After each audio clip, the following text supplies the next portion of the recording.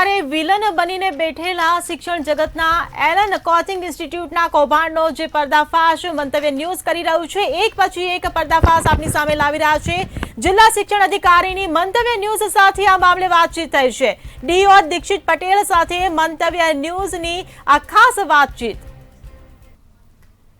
NEET અને જેડબલઈ ના જે કોચિંગ ક્લાસીસ સમગ્ર રાજ્યમાં ચાલે છે, તેમાં ક્યાંક ને ક્યાંક ગોરખ ધંધા શરૂ થયા છે।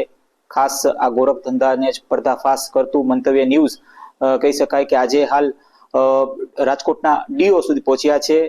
તેમની પાસેથી જાણીશું કે તેઓ શું કહી રહ્યા છે આ મામલે। સાહેબ, શું કહેશો? ખાસ તો કેટલીક ઇન્સ્ટિટ્યૂટ છે એ ક્યાંક ને ક્યાંક શિક્ષણના માફિયા બનીને રહી, જે જેડબલઈ હોય કે પછી જે નીટના ક્લાસીસ છે તે કરાવે તો છે, પણ સાથે સાથે તે પોતાનું જે એડમિશન છે તે અન્ય જે ભૂતિયા એડમિશન તરીકે જે કરાવે છે। શિક્ષણ જગતને કેટલું ખોટ, અને ખાસ તો આની સામે કઈ પ્રકારના પગલા?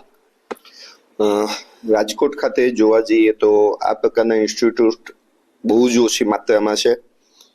રાજકોટની અંદર વિદ્યાર્થીઓનું શાળામાં જવાનું પ્રમાણ ખૂબ સારું છે।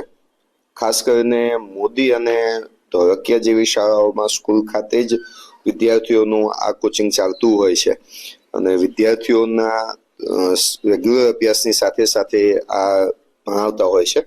એટલે રાજકોટ ખાતે આ પ્રકારના ઇન્સ્ટિટ્યૂટનું ખૂબ ઓછું પ્રમાણ રહેલું છે। છતાં પણ અમારી ટીમ દ્વારા આવી જે સંસ્થાઓ છે એની અંદર આડકતરી રીતે પૂછપરછ કરી, અને જો કોઈ શાળાઓમાં આવી રીતે ભૂતિયા વિદ્યાર્થીઓ જોવા મળશે તો શાળા વિરુદ્ધ અમે બોર્ડની જે નિયમોની જોગવાઈ છે, વિનિયમોની જોગવાઈ છે, તેને આધારિત કાર્યવાહી કરીશું। સર, મંતવ્ય ન્યૂઝે જે સ્ટિંગ કરેલું છે તેમાં સ્પષ્ટપણે જે આવા જે ઇન્સ્ટિટ્યૂટ છે તે દાવો કરી રહ્યા છે કે અમારી પાસે એવા ઇન્સ્ટિટ્યૂટ છે કે જે એડમિશન આપી અને અમે તમને કોચિંગ આપશું, એટલે એ તમે જરાય ચિંતા કરોમાં, આ પ્રકારની વાત કહેવામાં આવે છે। તો કઈ પ્રકારના પગલા? આ બાબતમાં અમારા ધ્યાને જ્યારે આવી શાળાઓ આવશે ત્યારે શાળાઓની સામે 9 કની જોગવાઈ અનુસાર, વિનિયમ 9 કની જોગવાઈ અનુસાર અમે કાર્યવાહી કરીશું। આવી સંસ્થાઓની માન્યતા રદ સુધીની કાર્યવાહી કરવા માટે અમે બોર્ડને ભલામણ પણ કરીશું। સાહેબ, ચેકિંગ આવી રેન્ડમલી ક્યારેક ચેકિંગ થતી હોય છે, તો છેલ્લે ક્યારે આવી રીતના ચેકિંગ થયું? હાલ અમારા શાળાના નામ અત્યારે જાહેર નહીં કર્યું, પણ અત્યારે હાલ આવી 2 શાળાઓ જે છે એની સામેની કાર્યવાહી અમારી ચાલુ રહી છે। શાળાના નામ જાહેર એટલા માટે નથી કરવા કે જે તે બીજી જે અન્ય સંસ્થાઓ હશે કે અન્ય શાળાઓ હશે એ આ બાબતે વધુ પડતી એક્ટિવ થઈ જશે, એટલા માટે શાળાઓના નામ જાહેર નથી કરતો। પરંતુ આ પ્રકારની એક્ટિવિટીમાં અમારી સામે જે 2 શાળાઓ આવી હતી એની સામેની કાર્યવાહી અમારી ચાલુ છે। સર, કોચિંગ ક્લાસ સામે કઈ પ્રકારની કાર્યવાહી? આવી મોટી જે નામ છે, ટેલેન્ટ છે કે અન્ય બીજે છે, તો શું કહેશો સાહેબ? કોચિંગ ક્લાસ જે છે એ કોચિંગ ક્લાસ એ સ્વતંત્ર રીતે ચાલતી સંસ્થા છે। કોચિંગ ક્લાસ એ શિક્ષણ વિભાગના પર્યુમાં કે શિક્ષણ વિભાગની માન્યતા સાથે ચાલતા નથી હોતા, પરંતુ જો કોચિંગ ક્લાસમાં વિદ્યાર્થી જતો હોય અને એના ડમી નામ તરીકે જો શાળામાં ચાલતા હોય તો શાળા સામે અમે ચોક્કસ કાર્યવાહી કરી શકીશું। ચોક્કસ ત્યાં હતા આપણી સાથે ડીઓ રાજકોટના કે જો જણાવી રહ્યા છે કે આવી જે શિક્ષણ જે આપતી જે આવી જે શાળાઓ જો ગોરખ ધંધા કરતી હશે તો તેની સામે કડકમાં કડક ક્યાંક ને ક્યાંક કાર્યવાહી છે તે કરવામાં આવશે, અને આ સાથે 2 જેટલી જે શાળાઓ છે એની સામે પણ કાર્યવાહી એની હાલ અત્યારે જે પ્રોસેસ છે તે શરૂ થઈ ચૂકી છે। આ પ્રકારની વાત છે તે કરી રહ્યા છે। આ સાથે રાજકોટ। તો રાજકોટમાં પણ એલન કોચિંગ ઇન્સ્ટિટ્યૂટના કૌભાંડનો પર્દાફાશ મંતવ્ય ન્યૂઝે કર્યો છે। વિદ્યાર્થીઓના ભવિષ્ય સાથે જે પ્રકારે ચેડા કરવામાં આવી રહ્યા છે તે કૌભાંડ ઉજાગર મંતવ્ય ન્યૂઝ દ્વારા કરવામાં આવી રહ્યું છે। ત્યારે આ જ મુદ્દે રાજકોટથી અમારા સંવાદદાતા ધ્રુવ કુંડેલ આપણી સાથે લાઈવ જોડાઈ ગયા છે। જે ધ્રુવ, જે પ્રકારે રાજકોટમાં આ કૌભાંડનો પર્દાફાશ થયો છે, શિક્ષણ જગતમાં જે પ્રકારે વિદ્યાર્થીઓના ભવિષ્ય સાથે ચેડા કરવામાં આવી રહ્યા છે આ એલન ઇન્સ્ટિટ્યૂટ દ્વારા, તેને લઈને આપ શું કહેશો?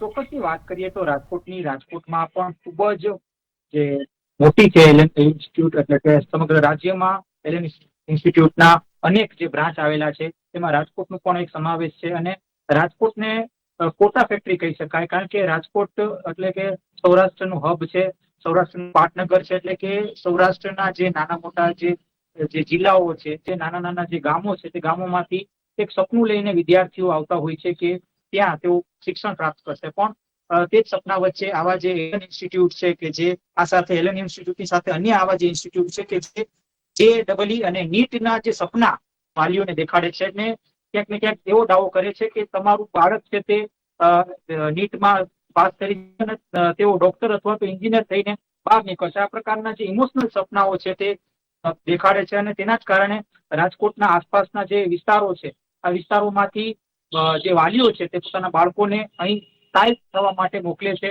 એટલે એક પ્રોપર એજન્ડા સાથે રાજકોટનું એલએન પણ ચાલે છે. એટલે કે એક ઝીણવટ જે વાત છે એટલે કે ઇમોશનલ વાત છે તે વાલીને કરે છે કે અહીં કોઈ પણ પ્રકારની ચિંતા કર્યા વગર તમારા બાળકને મોકલો, અમે તમારા બાળકને સાચવી લેશું. અને આ સાથે ત્યાં અહીં અત્યારે કહી શકાય કે તેમને રહેવા અને જમવાની કોઈ પણ પ્રકારની અગવડ નહીં પડે તે માટે પણ આખી જે વ્યવસ્થા છે તે ગોઠવવામાં આવી છે. આ સાથે તેઓ એવું પણ કહી રહ્યા છે કે જે તેમનું જે નીટનું જે ઇન્સ્ટિટ્યૂટ છે તેમાં તેઓને તેમના બાળકોને મોકલવાનું રહેશે. આ સાથે તેમનું જે એડમિશન છે તે એડમિશન બીજી શાળામાં છે તે કરવાનું રહેશે. એટલે કે તે સમગ્ર જે વ્યવસ્થા છે તે કરી દેશે. આ પ્રકારનો જે દાવો છે તે એલએન ઇન્સ્ટિટ્યૂટના જે સંચાલક છે તે કરી રહ્યા છે. ન માત્ર સંચાલક પણ એલએન ઇન્સ્ટિટ્યૂટના કેટલાક જે શિક્ષકો છે તે પણ આ પ્રકારનો જે દાવો છે તે કરી રહ્યા છે. ચોક્કસથી કહી શકાય કે આ દાવાના વચ્ચે આ જે સમગ્ર હકીકત છે તે સામે આવી છે સ્ટીંગના માધ્યમથી.